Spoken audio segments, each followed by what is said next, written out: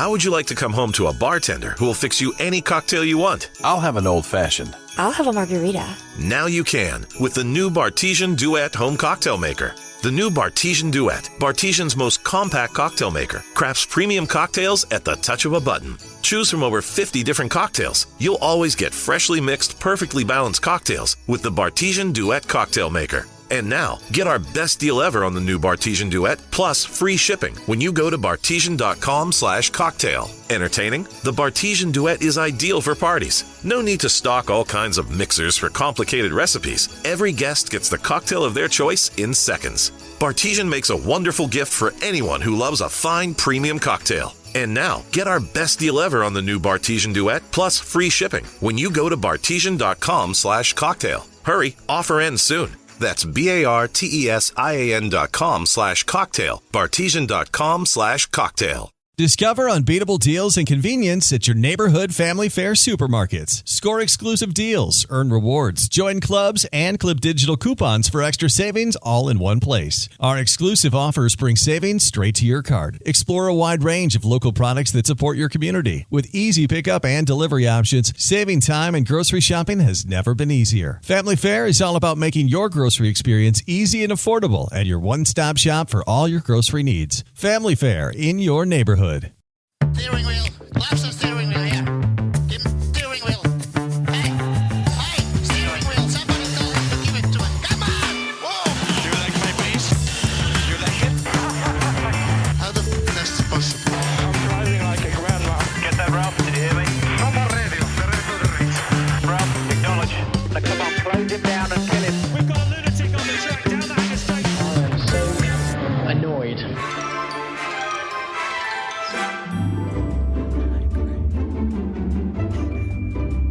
Welcome back inside the Parc Fermé for podcast number 746. This is Todd. No, Todd, not now. AKA Negative Camera. You know why I've asked you here. You must convince the villagers that I'm harmless. That's exactly what I need you to do. Tonight, for your kind consideration, we're going to cover some news in Formula One and some news in other sports because, you know, we're not that snobbish around here. Or are we? Well, to find out if we are or not, I have to introduce my co-host tonight, which of course means... That's right. I got to go all the way to the right coast of America, really, in our nation's capital, where she does some stuff with like questions and numbers and then produces like incredible data. I don't know how that works, but she's a genius at it. You know her, you love her, the lovely, the redoubtable. Hey, Grace, how you doing? I think maybe that should be like what's like the epithet on my tombstone or something. Like, I don't know what she does, but she's a genius. That's nice. That summarizes many things. It's I like good. that. Yeah. I'll take that. I don't know what it is, but she's damn good at it. Yeah, right? Like, all right, very good. I mean, that would leave you thinking if you rolled up on that tombstone, right? You're like, oh, I need to find out some more information If here. I rolled up, I'd say, wait a minute, Grace. I'd Google that one. Yes. My minor internet celebrity, right? Like, that'll definitely come up for sure. Yeah, they would look at it and say, "Wait a minute, she was like into Formula One racing. What did she do? Is that NASCAR? What is that NASCAR? Is that what they do at the Indy 500?" And be honest out there, Formula One fans, and not that there's anything wrong, because I'm going to talk about IndyCar tonight. But be honest, American Formula One fans, how many times have you been asked by people who don't know, and it doesn't make them wrong, it's just they're not following Formula One, but how many times have you been asked, oh, well, what sport do you watch? Baseball, football? No, I watch Formula One racing. And they say, oh, that's what they race at Indy, right? How many times? Yeah. Every single time. But I would take that because that's at least closer, right? Like that's at least open wheel racing, right? That's right. That's right. I was thinking ham, you said bacon. We're at least in the same animal here, right? Like, right. You didn't, right? You didn't say chicken nuggets, right? So right. And my padded answer always is, because you're not being patronizing. They don't know, and that's okay. I always say, no. That is open wheel racing. Right. It's a great series, no doubt about it. But Formula One is sort of a global European centric sport. And then I always say, like Monaco and then they're like, oh yeah. Once you say Monaco, they get it, right? Right. Yeah. Yeah, if they didn't get it before, everybody's seen Iron Man now. Isn't the Iron Man 2 that he's in Monaco? So people are in now. With what's his face? All right. The bad guy. with the Who was electric whips that cuts the cars in half. I don't remember. Mickey Rourke. Oh my god. Yeah, I don't. Yeah. He's had a circuitous route to his career, hasn't he? Yes, for sure. But I was going to say, unfortunately, Flip is downstairs. If he was upstairs in any room right now, he'd be yelling the answer from off stage, and that I could look really smart, like I would know, because he knows, but I don't know. What do I know? Well, it's because he has Google. I know he reads a lot of comic books. Right. Reads a lot of comic books. So he already knows what's going to happen in this season of Walking Dead then. Yes. I don't know if he's still kept. He did read a lot of the Walking Dead. I don't know if he's kept up on it though. We stopped watching the TV show, so I don't know.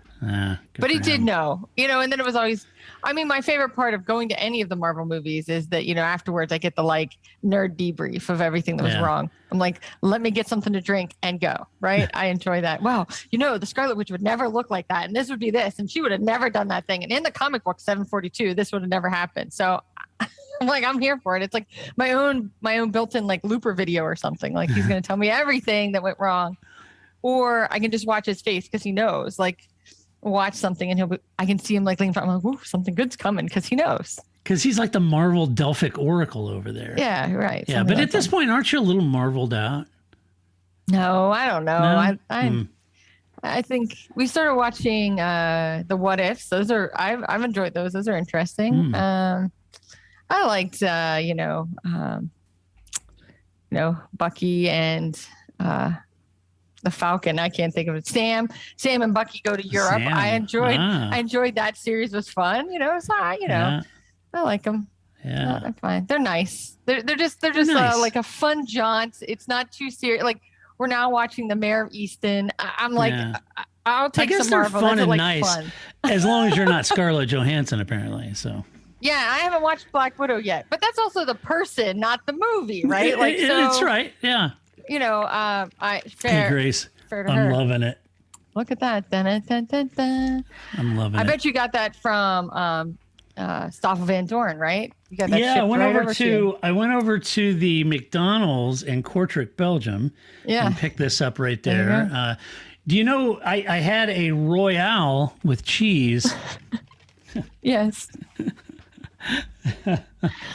I'll just push all these buttons. One of these will give me a hamburger. Yeah. Yeah.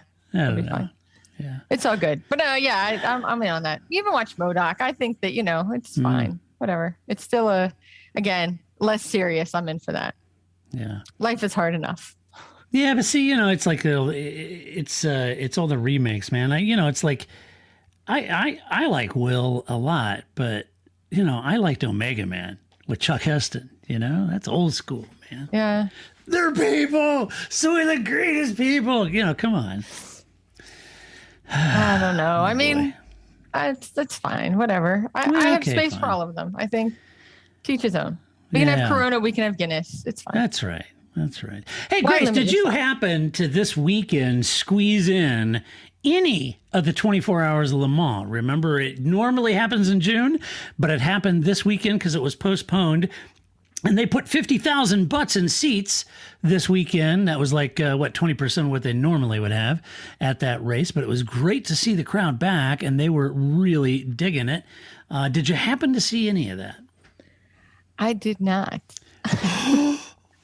What? I know. This just in. Grace, too busy watching Marvel movies over the weekend and did not see the 24 Hours of Le Mans. Wow. Okay. Well, let me get you up to speed here. It's sports cars. I don't know. I don't know. Oh, man, you're going to hurt Paul's feelings now. I know. I'd hurt Flip's feelings, too. He would watch it. This is Paul's gig. This is his bag, baby. I understand. And for Paul. For Paul, yeah. But on a given weekend. Okay. I gotta leave the house sometime.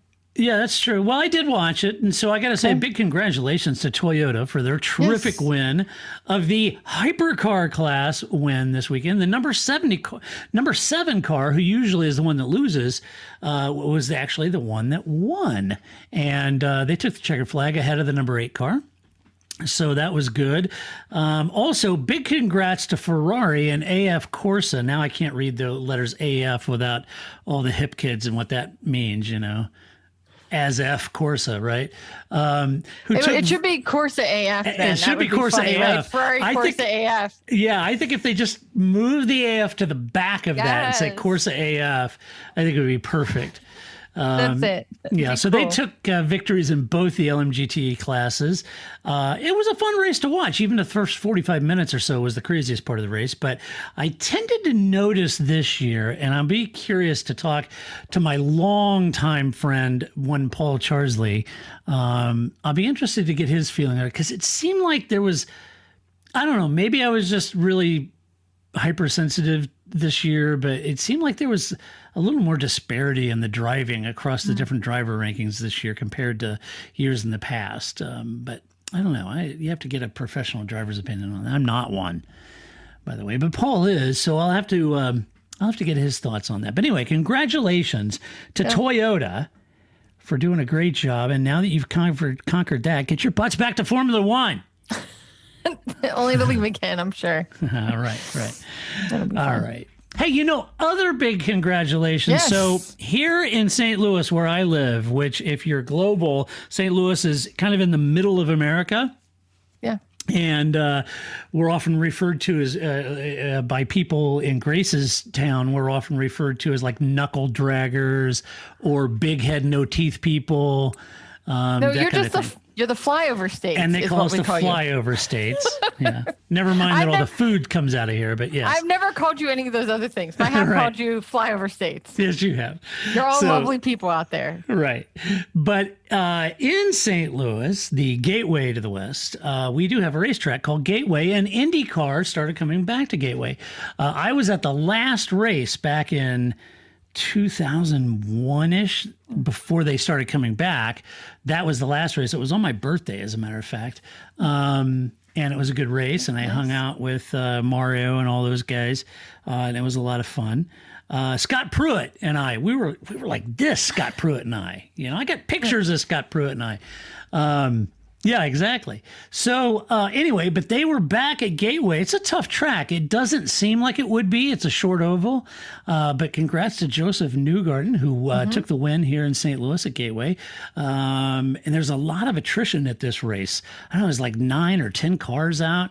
And it took some of the heavy hitters in the points chase out. So it was a good race. I enjoyed it. It was also Grace. Now everybody's like, oh my gosh. Into the show! This is the show! This is the show! It's the off season. We have 3 weeks to fill, people. I know. And this is where it ties into Formula One. Right. And if everyone would just, bear with me here, I will get to it. But anyway, it was also the first oval for Romain Grosjean. A prodigious talent. He's a prodigious talent. And I got to say, Romain, folks, did a fabulous job in that race. I mean, he was back mid-pack, he got his car hooked up and started just scything through the traffic, making them look like they were all pinned to the tarmac. And he came all the way through, and, he's getting his sea legs for oval racing. Right. Then he made a pit stop. He came out and was like, whoa, cold tires, whole different deal, right? And struggled with that. And then they gambled, and they got a lap down, but that was just a gamble they took on the yellow flag. But anyway, he did a fabulous job, did Romain. And my hope is that he'll find a second career and much success in IndyCar because he is an immensely fast and talented driver, and Saturday night certainly proved it. Yeah. And he should start making those I'm not lettuce shirts that I keep pushing. I think that's a marketing, and then take one to Paul Tracy. Like, I think that's a marketing, genius move right there. I don't know what she does, but she's good at it. So I'm not lettuce. I think that would be a great shirt for the Romain Grosjean fans. I think it'd be perfect. Romain Grosjean, I'm not lettuce. I'm not lettuce. So it was good. Yeah. It was very good. Yeah. IndyCar. And I think, the more talent you can get into that sport, the better it is for all of us. So I think that it'll make, IndyCar, in the early 2000s used to have a lot of either former Formula One talent or Formula One talent on its way to Formula One, right? So exactly. Yeah. I like the idea of us. I think I mentioned this last time you brought up IndyCar. I like that we're getting back to that kind of like in a relationship between the two series again, and that hopefully you'll see some more going the other way towards Formula One, not just Formula One to IndyCar. But I think it's great for the series. I think the more talent you can get in there, the better. You always want the best driver. So yeah, I know it's great. Marcus Ericsson, the Swede, is in there. That's right. Roman Grosjean's in there. Did a fabulous job. The Gateway, I think they just inked a new long-term contract with IndyCar, so that's good. Excellent. Yeah, everything looks positive in the IndyCar world. And it was a good race. I enjoyed it. I was flipping back and forth between Le Mans and IndyCar at commercial breaks, Right. It was crazy. So speaking of IndyCar, see how I did that? See how I tied all this together? It's just crafty how I wove these narratives together. You're a professional. I rose above it. That's right. So, anyway, do you remember when Michael Andretti was in Formula One? Do you remember that? Anyone? It was a few moons ago. It was. Yeah. Didn't quite work out for Michael. Sure did not. Right. But needless to say, I was reading an article about Michael Andretti having had preliminary discussion with Gene Haas about buying the Haas team for Andretti Motorsport to get into Formula One. Now, they said that it didn't go any further, just like a first, hey, how you doing, chat. It didn't go any farther than that. So Here's a technical manual. Yeah, exactly. Yeah. It didn't say like Gene was like, here, take it. None of that. But I just read the headline. So apologies, folks, for not knowing what was actually said or what Gene said or anything like that. There was nothing like that. I mean, I read, it was in Racer. Was it? Okay. So it's nothing. Not really. Yeah. Okay. It was more about, it was like a sentence about, hey, they met, they had a conversation. And then it was like, why this is interesting, from not just that he's an Andretti or that he's Michael Andretti, but that he has this not so great history with Formula One. And then when most people think of Andretti in Formula One, they think of Mario. They don't think of Michael because of that. So, right. But there wasn't a lot of like, this is what actually happened. Like you said, I think it was really just a like, hey, they chatted. Hey, Yeah.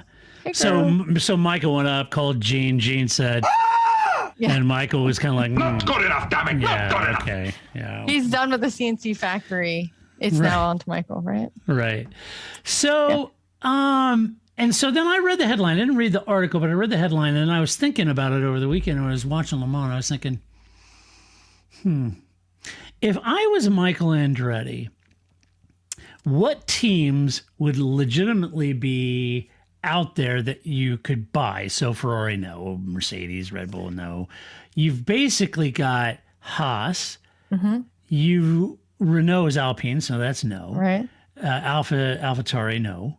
So I was thinking, okay, so let's think of the ones on the left. So I was thinking I thought the team to me that makes the most sense for Michael to go buy is the Alfa Romeo Sauber team. Yeah. To me.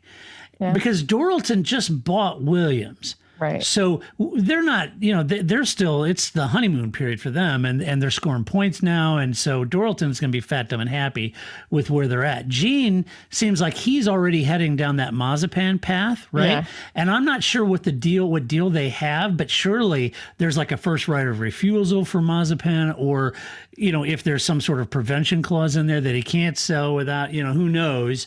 But I think Gene's probably attached to the hip to the Russian. This left me thinking about the former team known as Sauber, who was bought by Longbow Capital a few years ago. Now, they've had a couple of years here to bleed on their investment, and they may have had enough fun given their midfield pace. And having said that, Alfa just did renew their deal with the team. Alfa Romeo did. And that's the whole Italian connection to Andretti, right? Alfa Romeo and Andretti. And the Hinwil organization is a very, very mature racing operation there in Hinwil, right? They've been around a long time. And to me, if I was Michael Andretti, I would buy the Alfa Romeo Sauber team. Yes, instead of Haas. Get Kimi Räikkönen with it. So this was the Michael Andretti quote. Oh, what did Michael say? I feel like I'm doing your job. Yeah, you are. Read. It would be great, but there's a long way to go if it was to happen. If the right opportunity comes up, we'll be all over it. But we're not there yet. Thanks. Oh, okay.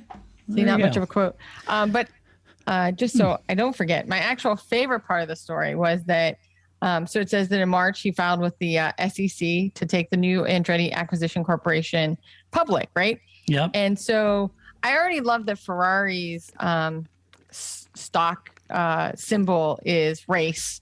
Like, okay, Ferrari, way to go, right? So Michael Andretti's New York Stock Exchange symbol will be WNNR, winner. Oh. Winner. Winner. First of all, I can't believe nobody else has taken that. But then Andretti is going to go with winner as his stock. So I think that's the tip. I think that's why, because he went public in March, that's why everybody's talking about it. But yeah, right. I That do makes sense. think I would much rather take Alpha as well. I don't think they have quite the issues, if you will, that Haas has, right? Right. I think I'd rather take a team where everybody gets along and you know, like they're just consistent. I would much rather that over Haas. And I think the fact, even though Gene Haas is American, they're not based in the United States. It's not like. How would you like to come home to a bartender who will fix you any cocktail you want? I'll have an old-fashioned. I'll have a margarita. Now you can with the new Bartesian Duet home cocktail maker. The new Bartesian Duet, Bartesian's most compact cocktail maker, crafts premium cocktails at the touch of a button. Choose from over 50 different cocktails. You'll always get freshly mixed, perfectly balanced cocktails with the Bartesian Duet cocktail maker. And now, get our best deal ever on the new Bartesian Duet, plus free shipping when you go to bartesian.com/cocktail. Entertaining? The Bartesian Duet is ideal for parties. No need to stock all kinds of mixers for complicated recipes. Every guest gets the cocktail of their choice in seconds. Bartesian makes a wonderful gift for anyone who loves a fine premium cocktail. And now, get our best deal ever on the new Bartesian Duet, plus free shipping when you go to bartesian.com/cocktail. Hurry, offer ends soon. That's BARTESIAN.com/cocktail, bartesian.com/cocktail. It's not like when Peter Windsor tried to have a team. Right. You know what I mean? So I think whether they're based in Switzerland or based in Italy, it doesn't. or in England, right? It's still not in the United States. So he still has that problem. Right. And so I don't think you would buy Haas just because they're American. They're just probably, Gene is more than happy to get rid of all of this. It seems. It's seeming that way for years now. So yeah, I mean, unless Gene wanted to do that special Honda $1 buyout thing, then Michael would probably be all over it. But I don't think so. I think my hunch is that Gene is tied to Mazepan's dad. Right. You're right. He made that deal with the devil, and he's got to live with it now. I think that'd be difficult unless he'd have to work out some sort of tripartite agreement with, Mazepan and Andretti and all that. And if I was Andretti, I would have got the stock ticker Mario. Why not? Mario. Maybe there is a Mario. I don't know. Maybe that's why you go with winner. Yeah, I really can't believe that nobody else has taken winner. I can't believe that's still available. All right. But boy. Okay, so. We'll see. We'll see. But I think the other thing too is it's been so long. I mean, Andretti was only in for a season, right? He wasn't in for very long. But McLaren is totally new from the last 5 years, let alone the last 20 years. So right. I think that and I'd like to believe that Michael's also grown and changed and is a better human being now than he was then. And so it would be a better relationship and a different relationship. And certainly none of the people that were there when he was there as a driver are there now. So, it's a totally different ballgame in that sense. It's not like our jobs where if you came back to a job 10 years later, that would be all the, some of the same people and they hated you before and they'd still going to hate you. So, I think that's what makes it okay. I think it's only, us long timers, I guess, that go, oh, Michael Andretti. But most people are like, whatever, that makes sense, right? He's an Andretti. Michael's been around a long time. But Ron Dennis isn't there anymore, so it'll be fine. Right. As long as Ron, Ron's not there. So what does it really matter? That's right. But nobody knows. And he also wouldn't have to move because apparently that was part of the big issue, right? Was that he didn't want to have to live in England. Yeah, right. So he wouldn't have to live in Switzerland and he wouldn't have to live in Italy and he wouldn't have to live in England to run the team. Right. All right. Let's see. What else is in the news? Oh, wait.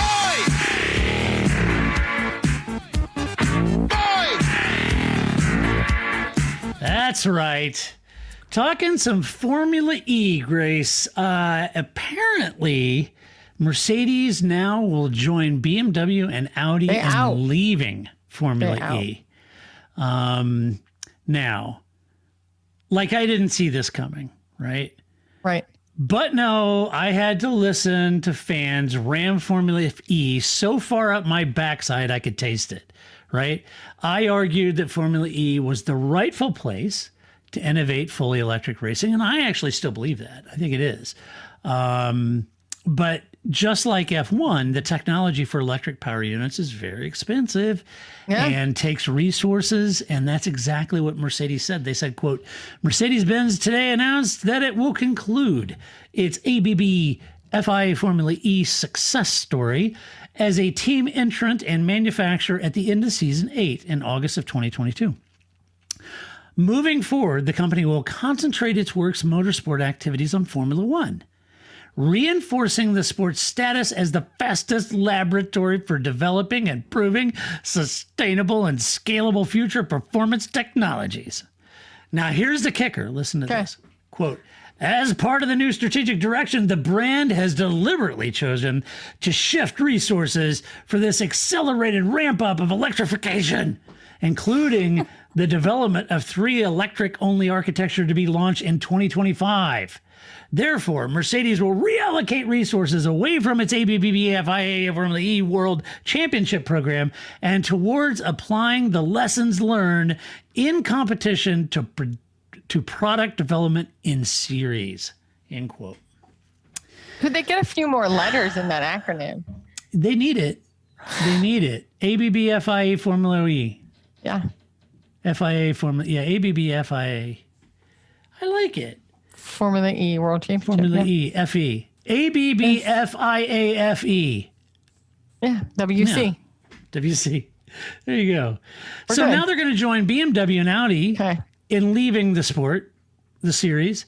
Right. I can't imagine, Grace, that ABB is going to continue to spend millions as a title sponsor for a series of no manufacturers. Right. So I suspect that we're seeing the end of Formula E. Right. Would be my hunch. Now, you know, in one sense, I could say, oh, that's a shame, and I hate to see this, and we could all sit around and wring our hands and be contrite about it. No, I'm not doing that this time. Now, I'm not trying to say I told you so, but I'm not letting this one just slide by, folks, because I took an absolute beating over my position on Formula E for everyone that was so heavy-handed and highbrowed, beating me up, saying that Formula E, this is the way it's going, you're an idiot, and blah, blah, you're, a Luddite and a Neanderthal. I said this would be the course that, EV would take. And I Those said things can also be unrelated. They can be, and EVs are still running in single-digit sales, but I was castigated for saying that the emperor has no clothes when it comes to Formula E. However, having said that, I was all for Formula E. I really was. And I was very pro Formula E because I thought this would be the perfect vehicle to really do that development in technology for full electric. And if you really wanted race to road relevancy, this would be a great place to do it, right? Right. And I also, I got to tell you, I was a little self-serving on this because I wanted them to keep their bloody hands off my desert. Yes, that's an old Pink Floyd song lyric. Meaning I wanted them to leave F1 alone, right? Right. Because we've seen the impact of the escalation of hybrid technology has had on both racing series now. And with Formula One, now we have cost caps because nobody can afford it. We bankrupted 3 teams. We had a half dozen teams on life support. The impact of the escalation of the hybrid tech has been really, really hard for the teams to justify, hence the cost cap. And now you have all the whining about damaged wings because nobody can afford it. Right. Mostly from Christian Horner, but yes. Yes. And yeah, right. So, or Ferrari actually was saying it. So, of course. So now Mercedes is keen to just continue their EV innovation within F1. But what that does tell me is that probably means that Mercedes, at the time they joined Formula E, there was a lot of, can I say, tumult in Formula One. Nobody really kind of knowing exactly where it's going. Are we all going to sign up for the new Concorde? Nobody really knows. Mercedes hedging their bets, saying, well, let's take a look at this Formula E. And if they did, that's fair enough. But they're going to continue their EV innovation within F1. So that tells me that they're most likely happy with the direction that Ross Brawn is taking with the new power unit going forward. Right? In order to say, hey, look, we're happy with it, and we think we can develop and innovate within those regulations. Right? If they were people dating people, they've pushed the people out of orbit, right? Like some people always are like dating one person and have a few extra people kind of in orbit just in case it doesn't work out for them, right? So that person's serious when all those people that were in orbit kind of like poof disappear, right? And they really focus on this one person. So I think that's what's happened, right? Mercedes has no longer keeping multiple options in orbit. They are sailing on one that they're happy with, and they're just going to focus on that. So tell me they're probably happy with whatever the sort of, which also concerns me, by the way. But anyway. Well, but Ross Brawn is our only choice. So, like if Ross can't do it, well, I don't know. Well, you know what Ross said. Life moves pretty fast. Yep. You don't stop and look around once in a while, you could miss it. We're in trouble though. If Ross Brawn literally is our Obi-Wan Kenobi, like he is literally. I don't know. I don't know what other option we have if this doesn't work. I know. And he stood back and he just surveyed the entire, land of Formula One and said, "You will never find a more wretched hive of scum and villainy." That's exactly what he said. True. That is true. So let's also consider the politics involved with this as well with the manufacturers. I mean, look, I'm not so obtuse to know that there isn't a tremendous amount of politics in this. So, and they all bought into sort of the race to road marketing bundle around Formula E, and that's fine. And it also sent a F1 a message that it's kind of like, okay, well, you guys figure out what you're doing. We're also looking at this over here. But at the end of the day, Grace, you're a lover of Tesla. You guys have an electric car. You love it. It's a great addition to your garage, and you guys really love it. Did you watch much Formula E? No. Right. And not that you're obligated to do so. No, but not that. And this is kind of my point, and I'm not calling you out, I swear. This is kind of my point. You love electric cars. You've got one. You've really enjoyed it. It's been a great purchase for you. You love the technology and where that's going. And yet you didn't watch Formula E. And I think this all goes back to the same thing that has been biting and nipping at Formula One's heels over the last 8-10 years. It's the same thing Formula E is. At the end of the day, I used to sit and watch them go 70 miles an hour, and I'm kind of like, I don't know. It goes back to your point. Deliver good racing, right? That's right. People watch it. I was gonna say, I think to me your parallel is similar to the Bernie Ecclestone Americans will watch if there was an American driver, which is also not true, right? So even if we had, somebody other than Scoot Speed representing our country in Formula One, it takes more than that to get people to watch. We had Alexander Rossi. Didn't matter. No, we've got an American team. Doesn't matter. No, that's right. So I think it's the same thing, right? So to think that because I have an electric vehicle, which isn't what you're saying, right? Because I have an electric vehicle, I would watch Formula E, and I already watched Formula One. So the chance of me watching Formula E are higher than just somebody who owns a Bolt or whatever watching Formula E. Right.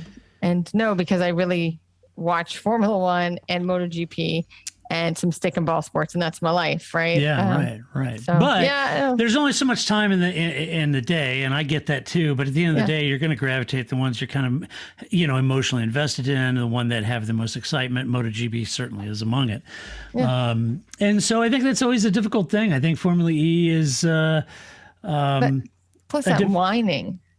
Yeah, I know. That whining is right up there with the sound of watching basketball. Drill?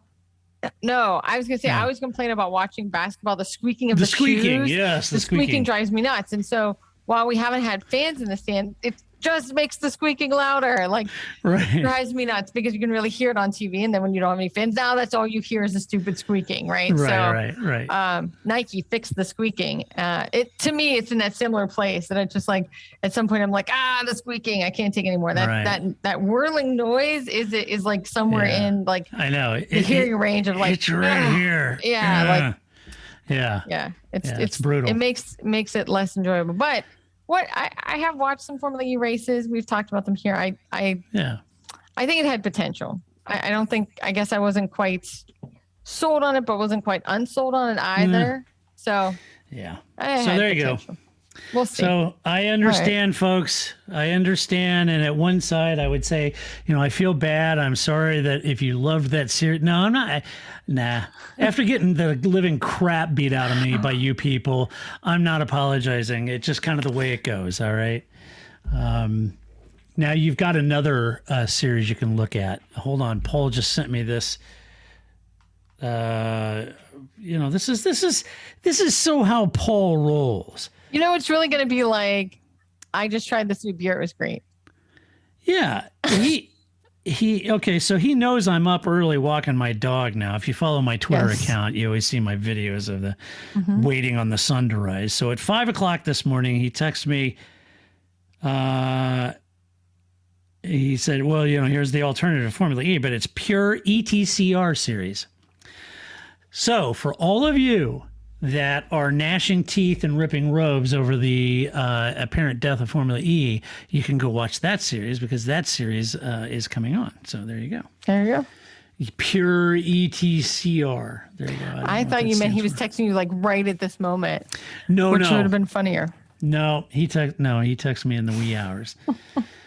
Very good. Very good. I know what I'm doing at 5 a.m., but I have no idea what he's doing at 5 a.m., and that's what grieves me the most. He also has dogs, though, but just little dogs. Yeah, he does. He has let you out in the backyard kind of dogs. Yeah, let him out in the backyard. Right. My dog has got like a massive car battery inside of him. I mean, it's like at 5 a.m. he's we're ready to go. He's a Australian Shepherd, so I mean he is like fully charged battery, ready to roll. And if you don't burn that energy off, you're gonna live. Everybody pays the price. Yeah. Including the house, the sofa, everybody pays. Yeah. Right, everything in the house gets herded and nipped and nose bumped. That's just what he's born to do. Right, so he'll be in there herding the stools and it's the cushions and it's hilarious. He's awesome. I had a friend who had a corgi, right, which is also a herding dog. And so it was always funny because she had like a window between her kitchen and her living room. So while she was cooking, I talked to her through the pass, right? Because then I wasn't in the kitchen, but we could still have conversation, right? And her dog hated that. Like he's always trying to get me to go into the kitchen.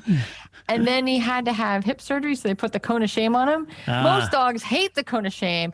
Oh, no. Nigel figured out, like, this is an even better weapon than my nose. Like, people ignore my nose, but when I'm ramming this hard plastic into your leg, you move, right? Like, he really learned how to use that to his advantage. And he also used it as a food scoop, which I thought was great, too, because he could just kind of, scoop the food right in. Like, I'm like, that little guy was smarter than any of us. So. Awesome. Yeah, no, it's the same with Buckley. We had the surgery, and he had the cone of shame on there, man.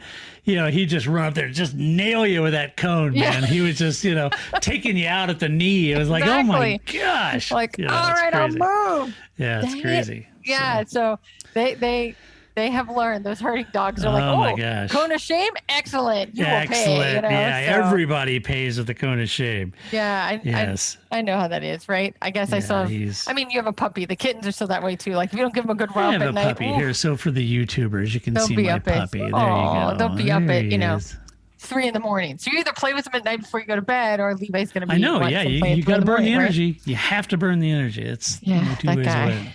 Yeah. So anyway, all right. Hey, and big news.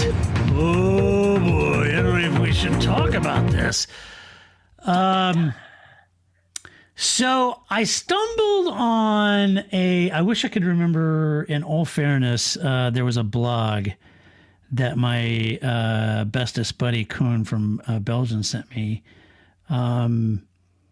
How would you like to come home to a bartender who will fix you any cocktail you want? I'll have an old-fashioned. I'll have a margarita. Now you can with the new Bartesian Duet home cocktail maker. The new Bartesian Duet, Bartesian's most compact cocktail maker, crafts premium cocktails at the touch of a button. Choose from over 50 different cocktails. You'll always get freshly mixed, perfectly balanced cocktails with the Bartesian Duet cocktail maker. And now, get our best deal ever on the new Bartesian Duet, plus free shipping when you go to bartesian.com/cocktail. Entertaining? The Bartesian Duet is ideal for parties. No need to stock all kinds of mixers for complicated recipes. Every guest gets the cocktail of their choice in seconds. Bartesian makes a wonderful gift for anyone who loves a fine premium cocktail. And now, get our best deal ever on the new Bartesian Duet, plus free shipping when you go to bartesian.com/cocktail. Hurry, offer ends soon. That's BARTESIAN.com/cocktail. Bartesian.com/cocktail. Discover unbeatable deals and convenience at your neighborhood family fare supermarkets. Score exclusive deals, earn rewards, join clubs, and clip digital coupons for extra savings all in one place. Our exclusive offers bring savings straight to your card. Explore a wide range of local products that support your community. With easy pickup and delivery options, saving time and grocery shopping has never been easier. Family Fare is all about making your grocery experience easy and affordable at your one-stop shop for all your grocery needs. Family Fare in your neighborhood. And I should give them honorable mention because I did not find this article on the Journal de Montreal per se. I saw it through the blog. Maybe a GP blog. I can't remember. But anyway, kudos to them. They had a little blurb and link to the actual source, which was Journal de Montreal. Montreal, oui. Circuit. Gilles Villeneuve. That's right. So anyway, there was an article in there that Toto Wolff and Lawrence the Stroll could be being investigated in Europe. I was reading this article over at the Journal de Montréal, which suggested that Mercedes boss, you got it, Get down. Toto Wolff may be under investigation for stock purchases he made in Aston Martin back in November 2020, or at least that's the time frame they started looking. The article said that the reason for this review was possible suspicion of insider trading. Oh, I have this manual. You might want to look at it. Exactly, yes. The article goes on to say that the quote, the case was subsequently transferred for review to the Financial Conduct Authority in the UK, as Aston shares are listed on the London Stock Exchange. In particular, the article says that Toto Wolff acquired stocks in April 2020 for a 0.9% stake in Aston Martin. They estimated that Wolff's share is worth around $36 million. Nice. The key to the issue, as pointed out by the paper, is that 6 months after his transaction, it was announced that Mercedes would take an additional stake of up to 20% of Aston Martin, and that also the British manufacturer announced in May of 2020 the appointment of a new CEO in Tobias Motors, who was boss of the AMG subsidiary of Mercedes. Okay, you may say, okay, so what? Well, Aston Martin's stock value, increased a lot with these two announcements. Right. Between April 17th of 2020 and today, Aston stock has climbed more than 60%. So, the other element, at least implied in the article, is that Larry the Stroll could also face some questions about his relationship with Wolff and any participation in the Wolff investment. Key is here, did Wolff know of the move from Mercedes and appointment of Tobias? That's what they're all looking at. Now, the paper reached out to Mercedes F1, who denied any such improprieties, of course, and Aston Martin had no comment on the situation. I would assume that the purchases were all disclosed and done according to German investment regulations, but there would seem to be some concern if there's an official investigation into the matter. At least that's how I take it. If everything is legit and Wolff is on the straight and narrow with his investment, then it's one hell of a return on his investment. Yeah, for sure. Holy cow. Yeah. Not too shabby. Up 60%. He just made 60% on his $36 million. Oh. That's not a bad day. No, that's right. That's right. You know what I'm saying? I do. Yeah, that's why you won't find him at the Stoffel Van Doren McDonald's in Belgium. No, he and Susie won't be rocking up to the McDonald's and the Expo Center in Kortrijk. Not going to happen. They will not be. Not with that kind of money. But I mean, I think that would always be. Some of it is also optics, right?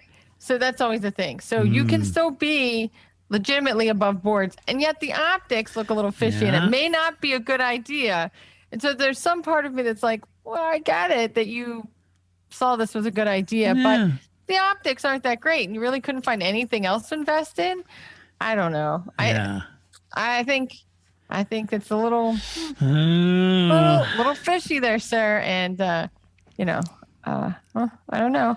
I also will say, only slightly related, because you mentioned Montreal. There was an SNL sketch from a couple years ago where they did a morning show called Hello Bonjour, which I thought was hilarious. But if you've never been to Montreal, I'm sure it's not. But they really did the whole Montreal, but that was their answer to everything. It was a morning show, like the Today Show or something. They do. I've never been to Montreal. Oh, we should go. It's lovely. It's really nice. But they do. Everywhere you go, they go hello, bonjour, because you speak both languages. So it was always fun. And then I just also walked around going hello, bonjour, because if you say bonjour, they assume you speak French, and I don't speak any French, and so then that was awkward.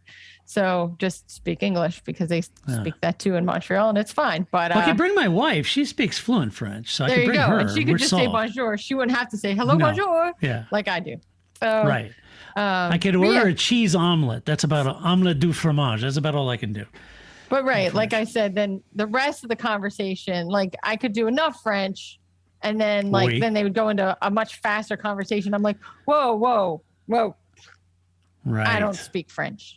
I was just trying to not be the ugly American. They always tell you, try the language, try to be, especially because Montreal, there's the kind of English section and the very French section. And so when in the French section, I was trying to be the good American and speak some French. And then they kept speaking French to me. And I went, I'm an American just trying not to be a terrible person. I don't speak French.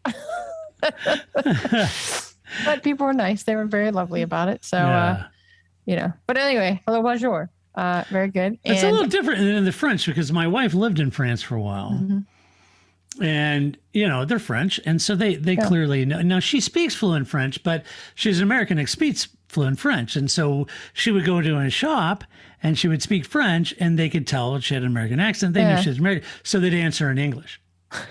And so she would say it back in French. They refused to speak French to her because she was an American. Well, the French. Well, it is the French, So there you go. They are their own group of people. And they are. Canadian French and French. Different. A little different, right? Different deal. Kind of like Spanish has that same thing going for it. So. Yes, right. But anyway, it's nice. You should come. We should all just someday in the after times when we can all go to a race together, we should all go to Montreal. It's lovely. It's really a fun time. And you just metro everywhere. So then that's easy too. And we can get Paul liquored up. Yeah, that's right. That's right. That'd be good. Although I don't know if I'm going to send those Senate S's anymore. That's a far ass walk. That's a long walk, Grace. Everyone's because I've been a couple times and I usually sit in the hairpin. And so this past time, I was convinced that the Senate S's were the better place to watch racing, which they are. But it is a 7-hour longer walk than sitting in the hairpin, which I also always enjoyed sitting in. And it's right there. I don't have to walk through the woods and hope this is the right path to my seats. Exactly. But anyway, Montreal's nice. And I think this is optics. This isn't very good for you, Toto Wolff. But no, it's not. If it does make Wolf 1 happen, I'm all for it. There you go. There you go. It. All right. In other news, hey, I was reading about who the most improved team was from last year. Okay. Since it's sort of mid-summer break, right? Yeah. Oh, and so you gave me the answers in the notes. I could have just guessed. That would have been more fun. But it's true. Yeah. All right. Well, it was an article that Adam Cooper, he had a very nice piece over at Motorsport, where he talked about each team individually. So you can go over and get his thoughts and his commentary on the teams. I'd recommend it. Adam does a great job. Can I get on a F1 journalist rant for a minute? Yes, it's your show. Okay. Here's my F1 journalist rant. Guys like Adam Cooper Mark Hughes, Jonathan Noble, Andrew Benson, certainly Nigel Roebuck, that goes without saying. Some of these veteran F1, I don't know what these publications are paying them, but it's not enough. And the reason I say that, and the same goes for the veteran F1 photographers out there. Right. I mean, it's guys like Adam. Adam, Jonathan Noble's the same way, but Adam's the same way. So is Mark Hughes. And I spent some time talking to Mark Hughes. And save for Nigel Roebuck, both Nigel and Mark couldn't have been more delightful to talk to. Super nice guys. Yeah. I met Adam briefly at one of the F1 sort of parties when we were in Austin. Didn't get a really chance to talk to him. But anyway, Adam's he just wicked. Did the circuit for some he did the Franz Toast thing. Right? Yeah, exactly. That's what Franz Toast did. No, but Adam and those guys are wickedly smart on Formula One because they've been covering it for decades, right? Mm-hmm. And there's a reason. And for all of you publications out there, I understand in this F1 TV, same thing. We need to get the young hip crowd and all that. Okay, all right, look. These are seasoned Formula One journalists who forgot more about Formula One than these new 20-somethings you're hiring for peanuts. And the problem that I'm having is that the new 20-somethings, the content is shit. That's the problem. When Adam writes something or Mark writes something or Nigel or any one of these guys, even Andrew Benson, or pick one, when they write something, Jonathan Noble does a great job of this too. It's got context. It's couched in history. It talks about precedent. It talks, there's a lot to learn about what these guys unpack and unfold in their everyday writing. Right.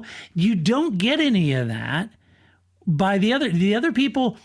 Don't just pop in and become your premier writers for an F1 magazine, because all of the guys I just mentioned had to cut their teeth. They had to learn somewhere. They had to follow the greats like Nigel and Jenks and all those guys. So, it just, if you're listening out there, follow these journalists and read them because you'll learn something. Anyway, sorry, Adam, to go on a rant on your behalf. He didn't, obviously he doesn't know me, but no, do you know what I'm saying? I do. And what I was going to say is that I think in this sense, it's no different than any other job, right? You always want to have the Michael Schumacher and bring in the Felipe Massa. Right? Because if you only rely on Michael Schumacher, eventually he's going to retire because he's old, and you're not going to have anybody younger to fill in behind him. So you always want that kind of mentorship. That's true in any job. But you can't just bring in the Felipe Massas and go, and our team's amazing, right? Like, that's not the way any job works. And so I think you always have to have mentorship. I don't know. I think that's I think that's some relationship between, your seasoned veterans and the newer generation. Because the other thing too is that the kids are going to know things, like the kids know how to use software I don't know how to use, but they can help me, and I can say, okay, well, here's how we could apply that, or here's we used to do it this way. How can we do it more efficiently? Like, there's a synergy, if you will, between the younger kids coming out of school that know things that I don't know because I'm 20 years removed from being in college, but I have the field experience that they don't have yet. And you want that synergy to work together. And that's what gives you a good product. It's not just bringing in the kids or just keeping the old people, right? And so I think you'd have to have the same thing in journalism. I think you'd have to have the connections. And because I think that's true in any job too, right? Like, I go to a conference, I know lots of people. So what do? I bring the junior people with me. Like, oh, Todd, Todd's great. I worked with Todd at this company. Hey, Todd, this is my, my friend so-and-so, and she's new and she's just coming to this field, and we have a conversation, right? Like, that's what you do. And so I think that you have to have those connections because that's how the newer generation is going to come in. And I agree that I think it is faulty, and this happens at every company too, that they just think the 20-year-olds that know how to do whatever cool, machine learning thing is like the new thing. And you're like, right, but you have to apply that. It has to be a fit for you. So you can't Google experience or Google wisdom. It just doesn't happen. I just can't collect information off of Reddit. It doesn't happen. And I think it's the same thing. Yeah, I agree. Look, we all had to cut our teeth and apprentice. We were all apprenticing and, coming up through the ranks and learning from veterans. And, that is normal life. But a few years ago, it seemed like that was all thrown out the window. And a lot of these veteran F1 journalists are scrambling around for jobs, you know, and it was coincided with the publication and print dying. Right. So you had this print dying, no ad sales. Everything was moving to digital. You had a lot of these journalists, these seasoned veteran F1 journalists looking for jobs and roles. And, you know, thankfully, a lot of them ended up at digital platforms like Motorsport and Autosport and all those, and Motorsport Magazine and that kind of thing. But they've had to hustle, you know, back in the halcyon days of being a premier F1 journalist and getting paid to go to every race and all that. They got to hustle they work their tails off. So anyway, bless their hearts. I just always gravitate to that. And my issue was when all this was going down, you know, there was a lot of constraints on resources. Ad sales are down, print was dying. So we just hired a bunch of 20-somethings and paying peanuts to write about the show, and the content just sucked. Right. And so now you kind of follow where these F1 journalists end up, and that's the sources you go to read it, and they're the ones that benefit from the clicks because they have the best content, you know, at the end of the day. I think last time we discussed this, I said that it's like chefs, right? You don't follow a restaurant, you follow a chef. Right. Yeah, and so this is the same thing. So if Jonathan Noble, you really like what he's cooking, you just follow him to whatever restaurant, because that other restaurant may suck once he leaves. Right. And so, so note to those platforms too, because wherever Mark Hughes goes, that's where I'm going to go to read. That's right. Absolutely. Content, you know, and same for Nigel. I think it's just like everything else. I think that's short-sighted and short-term. To just think, oh, we got this 20-year-old, or, you know, I just don't think you can do one without the other. And to just hire some, you know, cheap talent isn't going to pay off long term. Yeah. And so I agree. You're just going to get some short burst, and then that'll be it, because they don't have any more content and they don't have the connections. And like I said, I think that in every field that matters, but it has to matter in Formula One, that you know people, and that, you know, like, you know, to be really successful, you have to be like, you know, Martin Brundle doing the grid walk, right? Like, where you're just grabbing people, or, you know, Peter Winter was always really great at that when he used to do it for the American broadcast, right? Like, just being like, oh, and this is so-and-so, and this is so-and-so, and this is my friend so-and-so, and that's my friend so-and-so, and I worked with this guy, and I know this person. And you have to have that connection, because otherwise who's going to talk to you? They don't trust you. You're not reputable. They don't know what you're about. How are you ever going to get your foot in the door? So, yeah, I agree. You know, you got to start somewhere, but this was, you know, it was a bad move by a lot of these platforms that just got rid of all the seasoned veterans, and I think they panicked too. Yeah, I do too, and they paid the price for that. So anyway, and I don't know all these F1 journalists. You may know some. Maybe they're jerks. I don't know. I'm not endorsing them. I have met Mark Hughes. I have met Nigel, and they were delightful guys. So anyway, so there you go. Just like a chef. I don't know all them either. I just know who makes good food. I have met Jose Andre. He's lovely as well. So that's all I got. But I don't know a lot of chefs, but I know who makes good food. You haven't met Aaron? No. Okay, so here's what Adam did. He ran the numbers. Okay. And this is based on points and position in the championship last year during summer break versus this year. And the points different after 11 races from 2020 to 2021. Ferrari are up 83 points from where they were last year. Red Bull up 80 points from where they were. McLaren up 47 points. Williams up 10 points. AlphaTauri up 1 point. Alfa Romeo down 2 points. Haas down 3 points.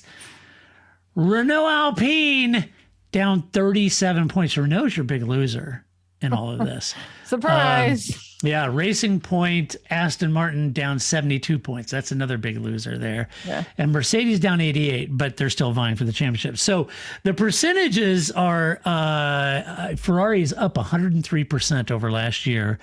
Racing Point, Aston Martin down 60% versus last year, which is brutal.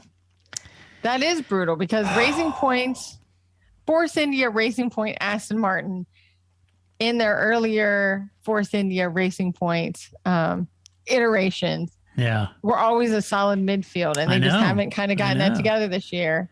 And I mean, last year at this time, Racing Point was third in the championship, and now they're seventh. Right. So I think that's, there's some issues going on there because I think they always, out of the box, were always like, they're always that team that you just thought like. All aboard for your chance to win $1,000 every week until December 28th. That's right, $1,000 cash just in time for the holidays. To hop on board, just head to churchillmortgage.com and punch your ticket to the Churchill Express giveaway.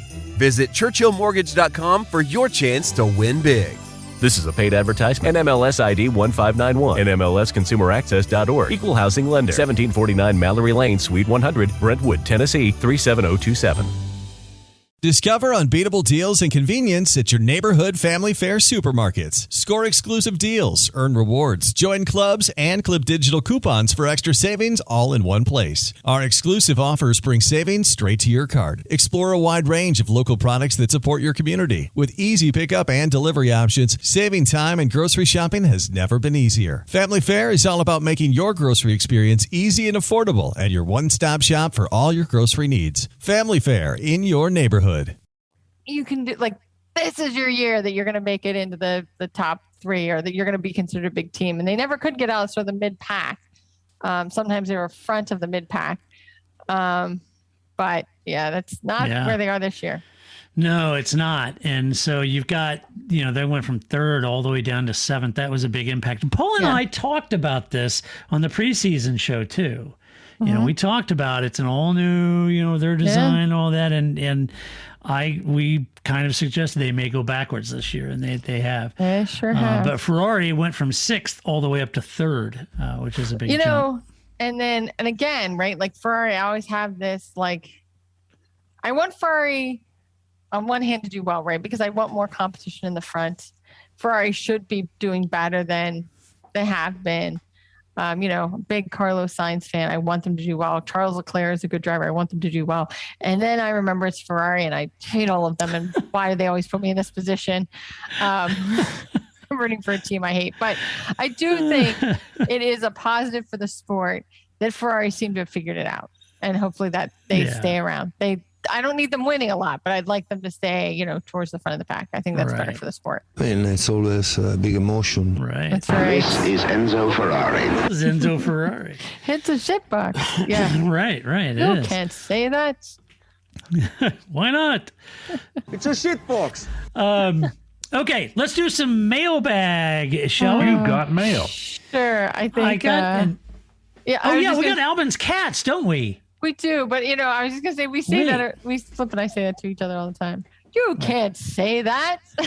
Yeah, you can't say that. Oh no, you can't say that. You can't say that. No, you can't say that. All right, time for some Albin's cats. What you know about rolling down in the deep when your brain? That's right. All right. Grace's favorite, Albin's cats. It is. All right, what do you got for us, Grace? Okay, so I lost some part of my life on Sunday to this YouTube channel. And so I, being the person I am, will now share it with the rest of you. So you too can lose some considerable portion of your life going down this rabbit hole that I went to. So it's a YouTuber page, site. I don't know. I'm old. What's the right phrase? But anyway. YouTube channel? Sure, channel. Yeah. I guess just subscribe to him, whatever. Ring the bell, whatever. Anyway, it's called Out of Context Formula One.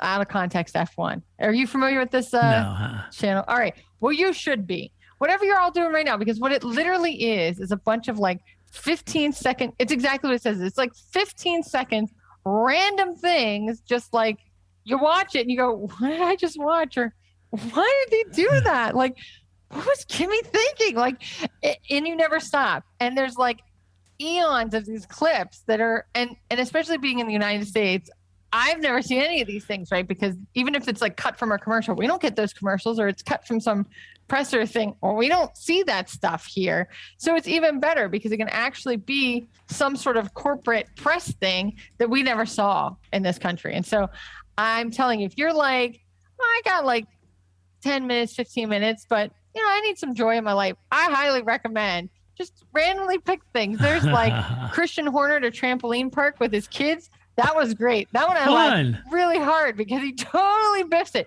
It's what every parent should know better than. Never.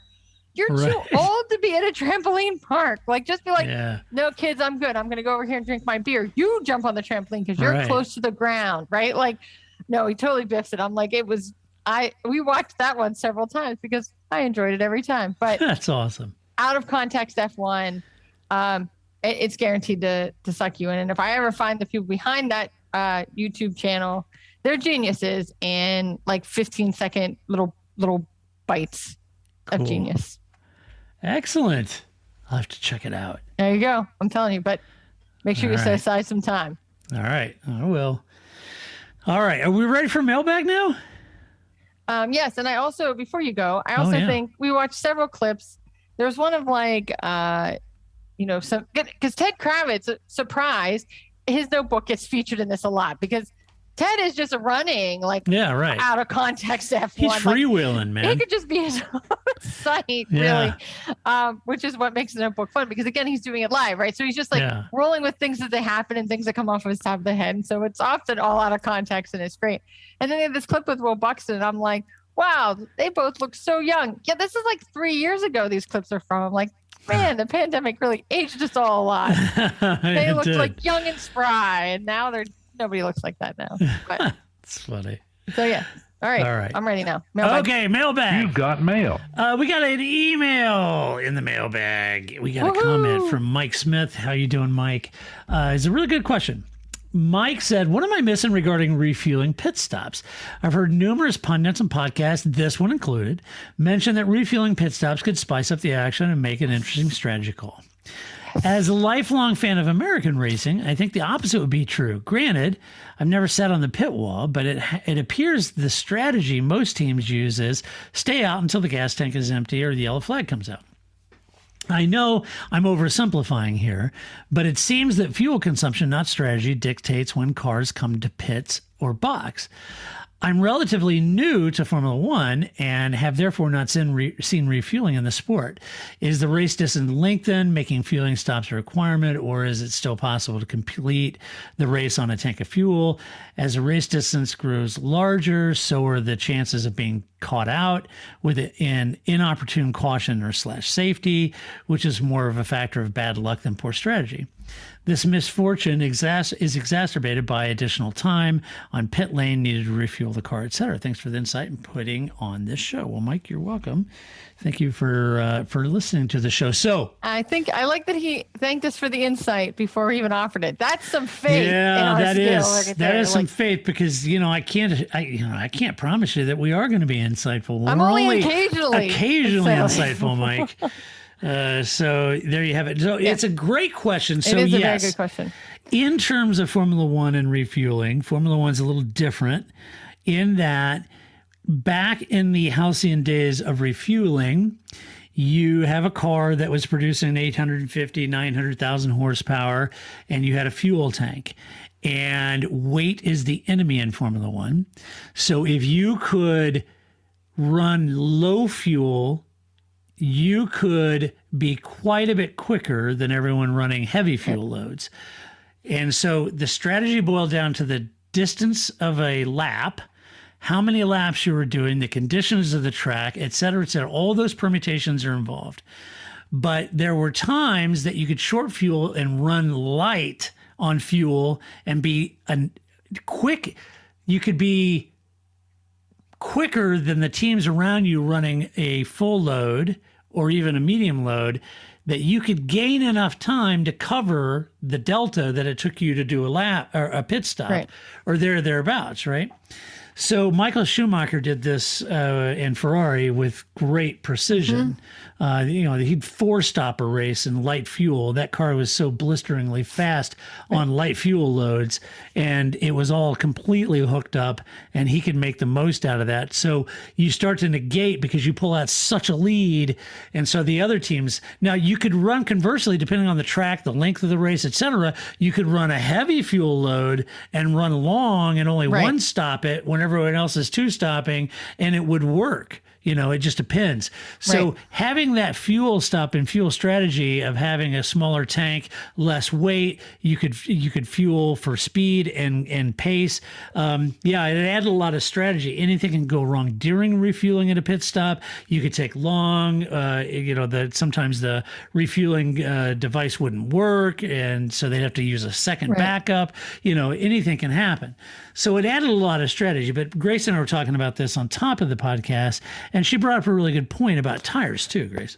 Yeah. So I was wondering, because I have often, when this comes up, like, if you could do anything for Formula One to make it better, what would you do? And I am a big fan of refueling. I always say, bring back refueling and just have customer cars. Like, let's stop dancing around that one too. So as a big fan of refueling, I was wondering when we switch to one tire manufacturer, right? Because that, I think, you need both. I don't know that it would be as exciting if you still have Pirelli or just one tire manufacturer and refueling. I think what really made refueling in the 2000s really interesting was that you had both. And so that was an extra level of strategy, depending on how long the tires you had would last and when you would want to refuel. So, because I think that's always I understand why the FIA really wants one tire manufacturer that gives you all the control.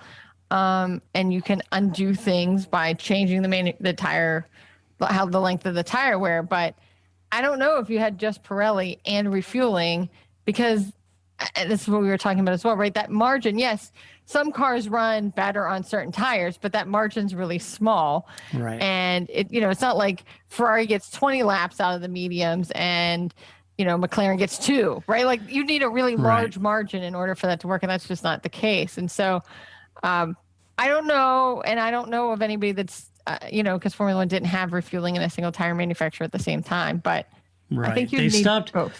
They stopped the refueling in 2010, and the new single tire came in a little after that, I think. But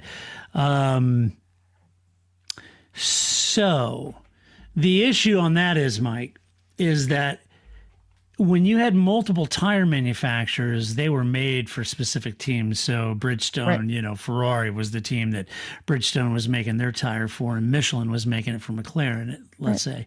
And so in that case, they'd make a tire for Ferrari, and then all the other Bridgestone runners would just run on whatever was made for Ferrari. They just get their creative tires and have to live with it. Right. And so that's what they get. However, in the hands of Ferrari, those tires performed differently than the Michelins did with the McLaren chassis, and the Bridgestones operated much differently than the Michelins did on the Ferrari chassis. And then coupled with fueling and running light fuel loads, some tracks, those tires may grain less, they may run better on lighter fuel loads, and they're much quicker, so they could run lighter fuel loads, gain enough time to cover the delta on a pit stop if they had to 3-stop versus 2. It just depends. But it did open up the window. Grace is right. It opened up the window when you had refueling and a multiple tire manufacturers. Yeah. So there was a whole host of strategy at play there. And you used to have unlimited, or pretty darn close to unlimited testing back then too. I'm sure that's a factor as well. Now you have like 2 days at Silverstone, right? Where you get about 20 minutes. Yeah. Right. Now they barely get any testing in. So I would think you'd be more willing to take risks with more testing, because you would be able to run more scenarios away from the other teams, right? I mean, that was always now, not only do you only have 6 testing days, but they're with everybody, unless you're Williams and you just don't come to half of them, but you're with everybody. And so then everybody knows what they can guess at what you're doing. It's a lot less secretive.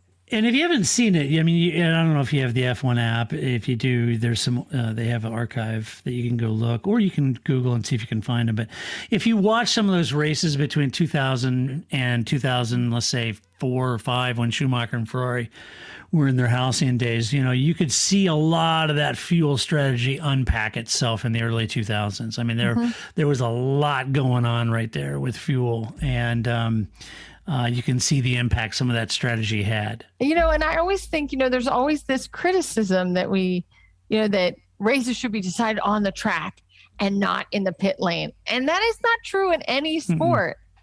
And I always think that's such a weird, I understand why people, it's not a weird criticism. I do understand why people say it. But as somebody who watches that sport and other sports, you think about, basketball, right? There's always the controversy of, resting players. right? And that's all based on fans, right? Like if I'm a DC fan and we're playing the Lakers, well, LeBron James better play. What do you think I'm paying to see the Wizards play? I'm not. I'm paying to see LeBron James play. And so there's this whole controversy over how much you can let LeBron James not play because he's older and he's more likely to get injured and he needs rested, or when you bring people out onto the floor. Like that's all strategy. And it's kind of, I just think that for people to say, oh, I don't like it when it's decided on the pit wall. Well, that is why you have a coach on every team. If it wasn't decided on the pit wall, you wouldn't need a coach. You just send everybody, all 6 guys out there whenever, and they just play, and you wouldn't need lines or anything like that in any other sport. So right. I always it's think all that's part of the strategy. Right. Every game is strategy because a lot of times the strategy in basketball is you let one team become really, do really good in the first half. And then the second half, you just demolish them because they're worn out because they're doing sprint, not a marathon. Right. Right. So I always think it's a hokey criticism of racing, but that's often one that comes up when things like we should bring back refueling. And then they're like, now it's only one of the pit great stops. Because you had such great strategists working against each other. And I think to me as a fan, it gave me much more to think about and read about, or, how many, Steve Matchett Chalk Talks can I watch to figure out what they might do. It just added extra elements to the race, which we just don't get as much of that now. There's just not as much. There's not. No, there's not. There's still a lot of strategy, no doubt, but it's all around trying to minimize the impact that the constructs like high degradation tires and DRS has, and that to me is a waste of time and resources when we could really be doing real strategy. But having said that, I understand the point is, well, you'd like to see the passing on the track and not the track. Well, keep in mind that there's more than just the driver and the car in the race. There's the team and the strategist, right? Mm-hmm. So making the right call and the pit strategy for the ultimate undercut. Lewis just had a fantastic undercut a couple weeks ago on Max, right? It was a great undercut and it worked well. So that's all down to Mercedes, and you appreciate the strategy call that James Vowles did, or pick IndyCar with Tim Cindric, who's a genius. Tim Cindric is awesome at that. So anyway, it's a complex game, but it's all part of the strategy. And refueling, and multiple tire manufacturers. The sky was the limit on the different permutations you could run. It's kind of like playing. Well, this is weird. Fantasy Formula One, right? Like if we all just pick, Lewis, Bottas, Max, you're never going to get anywhere, right? So you have to sometimes just like throw in a like crazy Vettel, right? Like you have to throw in some crazy thing, because then you're going to get really big points if that pays off. And so I think that's the other thing too, is that you could get more people on the podium, more interesting results, because there were more things to kind of like, well, let's try that, or this should work theoretically. And you could have the mid-pack and the smaller teams be more willing to make those risks in a way that Ferrari or McLaren wouldn't make, right? It wasn't, they have to think the marathon, not the sprint. But if you're a midfield team, you could be like, let's try this. We're going to try this strategy that nobody else is doing and see if it works. And sometimes it would pay off, and you get really a much more interesting midfield sometimes out of that, because you just had more variables to manipulate. Yeah, agree.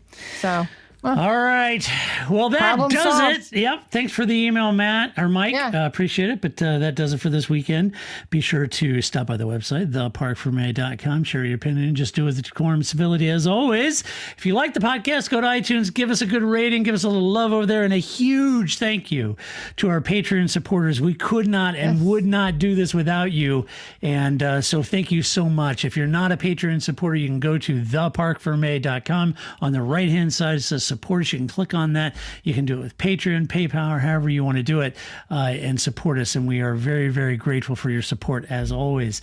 And then also, I believe we'll be back next week with the Belgian Grand Prix. And if I can find Paul, if I can drag him off of a racetrack somewhere where he's out with the Aston Martin team, I'll drag him in and we'll review a race. So until that time, until next week, this is Todd, a.k.a. Negative Camper, saying so long, Grace. See you in a couple weeks. That's it, man. Game over, man. It's game over. I don't feel I've got to prove at all. I don't really want to prove anything. I started as an amateur with no idea or no intention of becoming world champion. I was curious to find out what it was like to drive a car fast, to drive on a certain circuit, to drive a certain type of car. All aboard for your chance to win $1,000 every week until December 28th. That's right, $1,000 cash just in time for the holidays. To hop on board, just head to churchillmortgage.com and punch your ticket to the Churchill Express giveaway. Visit churchillmortgage.com for your chance to win big. This is a paid advertisement. NMLS ID 1591. NMLSconsumeraccess.org. Equal housing lender. 1749 Mallory Lane, Suite 100, Brentwood, Tennessee 37027. Hi, Barbie. Hi, Barbie. Hi, Barbie. I'm Margot Robbie, and I play Barbie. And I'm Ryan Gosling, and I play Ken. Max is now the exclusive streaming home of Barbie. So cool. And the Max with Ads plan is included with your Cricket $60 unlimited plan at no additional cost. Log in with your Cricket username and password to experience Max on all your favorite devices. This is the best day ever. It is the best day ever. Don't miss Barbie, now streaming on Max. Phone plan streams in standard definition. Programming subject to change. Fees, terms, and restrictions apply. See cricketwireless.com for details.